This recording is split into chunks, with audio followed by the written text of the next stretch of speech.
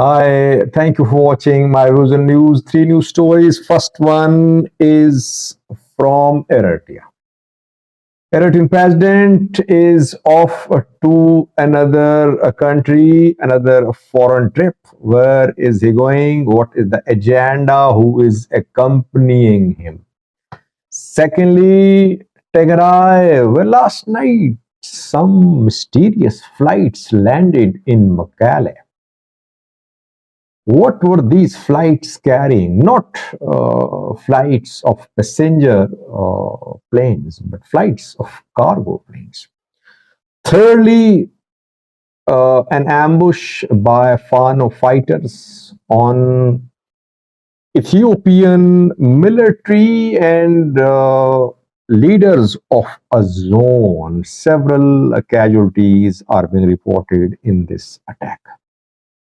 Let's start with the new story from Eritrea. Eritrean president since Pretoria has been visiting countries in the region, away from the region. He has visited Kenya, Egypt, Saudi Arabia, China, Russia, and some other countries too. And now he is on his way for another visit. A few hours ago, he departed for Saudi Arabia, where Saudi Arabia Africa Summit is starting on Friday. So several African leaders are expected to attend this summit. I think Abiy will attend the summit too. Let's see. PM Abiy of Ethiopia, will he be there? Saudi Arabia has good ties with African countries, and I think we could see a big show of African leaders in Saudi Arabia on Friday. We saw a US Africa summit earlier this year. Then a few months ago, Russia Africa summit was held. And now, Saudi Arabia Africa summit. Let's see, can Saudi Arabia manage to host more African leaders than US and Russia did? That we'll see in coming hours. Interestingly, Sasavurki is accompanied by heads of economic affairs and heads of trade. Obviously, Usman Saleh is with him. He is a foreign minister. Apart from Usman Saleh, Hagos Gebrehimot is accompanying him, who is Minister of Economic Affairs of the PFDJ. Minister of Trade and Industry, Nasiruddin Bakhat is also with him. So, Isasavurki, it means wants to talk about bilateral ties, trade issues with Saudi Arabia. Maybe he's hoping to get something in the form of an agreement and understanding with Saudi Arabian government. That is why Minister of Economy, Minister of Trade are accompanying him. He visited China and Russia recently. There too, I think when he visited China, some officials of Ministry of Economic Affairs accompanied him. Though this is Africa Saudi Arabia summit, Saudi Arabia wants to show that it has global reach, but Isas Afwerki has economy in his mind, I think, about this visit. So let's see what he gets. Will there be any bilateral agreement signed? We'll see in coming hours. So far, his departure has been confirmed by Eritrean government. Secondly, those mysterious flights are being tracked, not just in Harar Mada, but in Mekelle too. I reported about work done by an expert who monitored several flights, more than a dozen, I think, to Harar Mada from UAE in recent days. And that information was verified. Now, a little unverified information which we have received through some sources, so it's difficult. We don't have any visual evidence or evidence in terms of monitoring the flight map, but it is being reported by some sources that some cargo flights have been seen landing in Mekelle. It happened last night.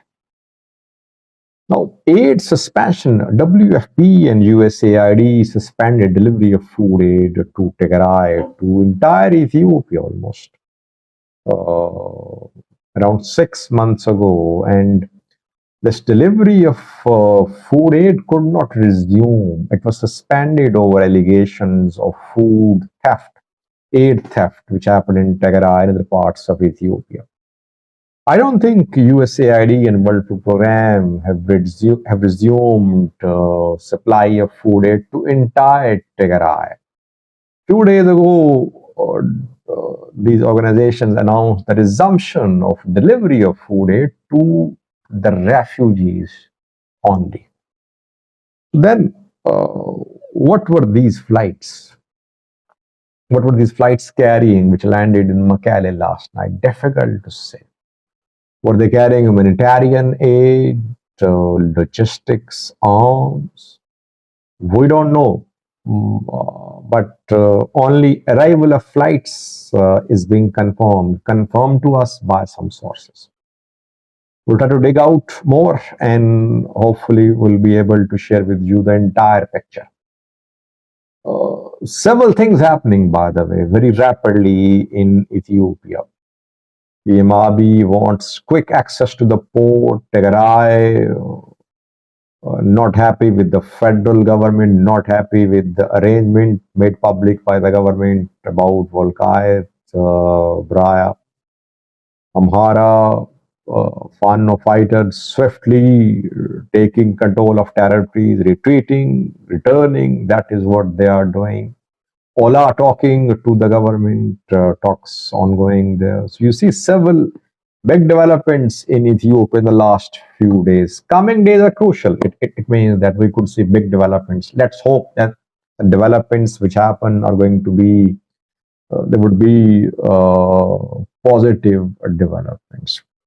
Thirdly, viewers, an ambush by Fano fighters in the Amhara region.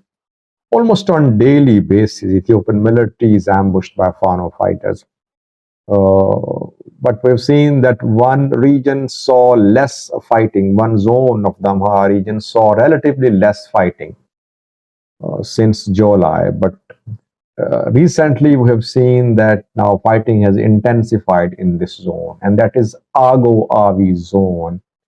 Agew zone militias, Agew leaders tried to keep Fano away from their borders, but Fano fighters are in Agew zone. They are conducting attacks here, they are carrying out attacks here, they are carrying out ambush attacks here. Yesterday, an ambush on Ethiopian military in Agew zone. It happened between Dangala and Injibara. From Injibara, both are in Agew zone, I think. From Injibara, a convoy of Agew government leaders was on its way towards Bahirdar. Obviously, you have to pass through Dangala to reach Bahirdar if you want to go from Injibara. The convoy was heavily escorted, protected by Ethiopian National Defense Force. But Fano fighters came to know of the movement. They carried out an attack on this convoy. Several casualties being reported on Ethiopian military side and the sides of Agew leaders who were being escorted to Bahirdar regional capital. A few days ago, if you remember, 5 Agew government officials were ambushed. They were abducted and killed near Talili by Fano fighters, and now ambush between Dangala and Injibara. So Agew zone is now as destabilized as other parts of Amhara, but only Injibara, Talili, Dangala. We're seeing attacks there. not in entire Ago Avi zone. As I said earlier in the last video, that Fano is carrying out these ambush attacks mainly because it has very effective human intelligence network in the Amhara region. So in advance, it gets information. That is how such ambush attacks are made possible by Fano fighters. Thank you.